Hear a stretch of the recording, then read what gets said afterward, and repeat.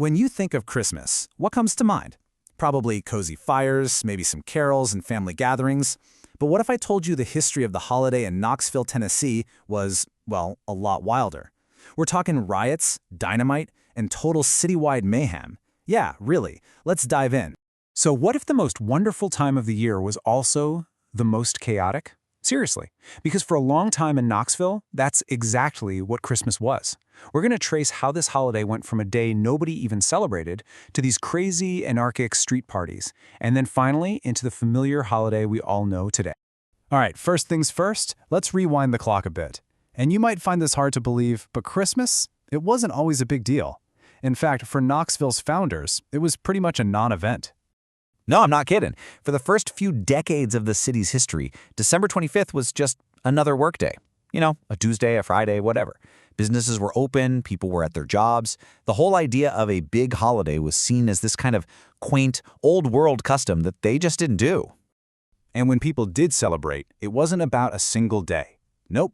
They observed the traditional 12 days of Christmas, a whole season that stretched from Christmas all the way into early January. And this wasn't about a quiet morning with the family. Oh no. This was a time for the entire community to get together, to feast, and to just let loose. And let me tell you, their traditions would seem pretty bizarre to us today. You had wassailing, where folks would go door to door sharing hot cider. Then there was mumming, which is where people in these wild costumes would put on little plays for food and drink. Think of it like a much rowdier version of trick-or-treating. They even had something called Bible cracking, which was a way to tell fortunes for the new year. I mean, it was just a completely different world. So, how on earth did we get from community bonfires and fortune-telling to the Christmas we know today? Well, the holiday went through let's just say a radical and very, very loud reinvention. And this timeline really shows you just how fast everything changed. It all started in 1844, and the spark, believe it or not, was Charles Dickens. A Christmas Carol was this huge hit, and it actually convinced bosses to give their workers the day off. But that goodwill, it got replaced by commercialism, and fast. By the 1890s, the shopping season was an absolute frenzy that started before Thanksgiving. And the celebrations, well, they took a dark turn, eventually blowing up into a full-on riot in 1893. And when I say frenzy, I am not exaggerating. People back then literally called it a wild carnival of selling. Downtown Knoxville became this massive regional hub, and you had thousands of people pouring in to shop. But all of that energy, it had to go somewhere, right? And this is where things get truly wild. Christmas Eve turned into this night of total mayhem and pranks. You had teenage boys greasing the streetcar tracks, which you can imagine caused some really dangerous accidents.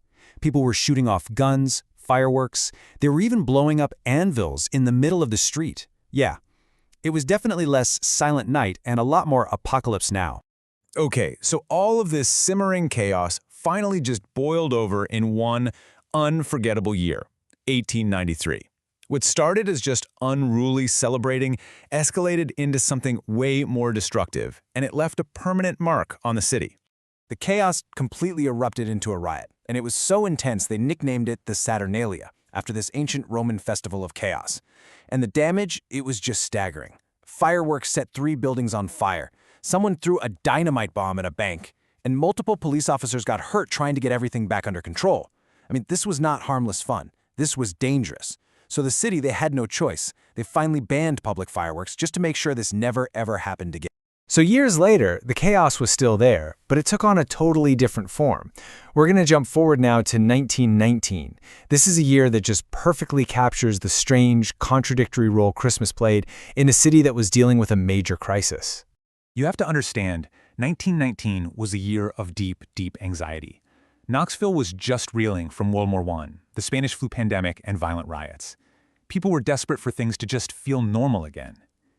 And yet, in a huge paradox, they threw themselves into what was called the most extravagant Christmas in history. So while the city was gripped with worry about the future, its citizens were out buying brand new cars and pianos in a spending spree that one newspaper even called a terrible carnival. Just think about that contrast. And the drama of that year is just perfectly captured in this one single moment. Picture this. It's the Sunday before Christmas. Famed music director Frank Nelson is at the Bijou Theater, and he's conducting a charity benefit for poor kids. And in this incredibly tragic, ironic twist, while he's leading a choir in Christmas carols, his own church, St. John's Episcopal, is burning to the ground just 2 blocks away.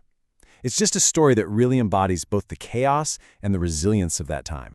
So, after decades of riots and all of this wild revelry, how did Christmas finally get tamed?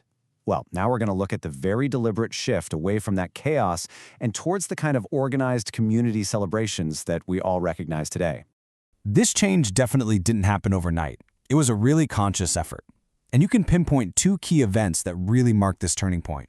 First, in 1914, Knoxville put up its very first public Christmas tree on Market Street, a huge 40-footer all lit up with electric lights. Then, in 1928, the city held its first official Santa Claus parade on Gay Street. The whole point was to create a spectacle that would draw families downtown for a safe, shared experience. And this comparison really shows you the whole transformation in a nutshell. On one side, you've got the late 1800s Christmas Eve, street fireworks, dangerous pranks, spontaneous riots. And on the other side, you've got the new and improved early 1900s version. Public tree lightings, organized parades, and community carols. The city was actively trading in spontaneous danger for choreographed delight. A pretty smart move, if you ask me. And so, that wild, unpredictable, and frankly, often dangerous Christmas that defined Knoxville for decades, it was slowly but surely tamed. It was shaped into the organized, commercial, and family-focused holiday that we would all recognize in a heartbeat. That chaotic spirit of revelry? It was channeled away from riots and dynamite and into parades and shopping. You know, the way we celebrate Christmas feels so timeless, doesn't it? But as this wild story from Knoxville shows, our traditions are anything but set in stone. They are always changing, always evolving. So it kind of makes you wonder, if the holiday changed this much in the last century, what on earth do you think it's going to look like 100 years from now?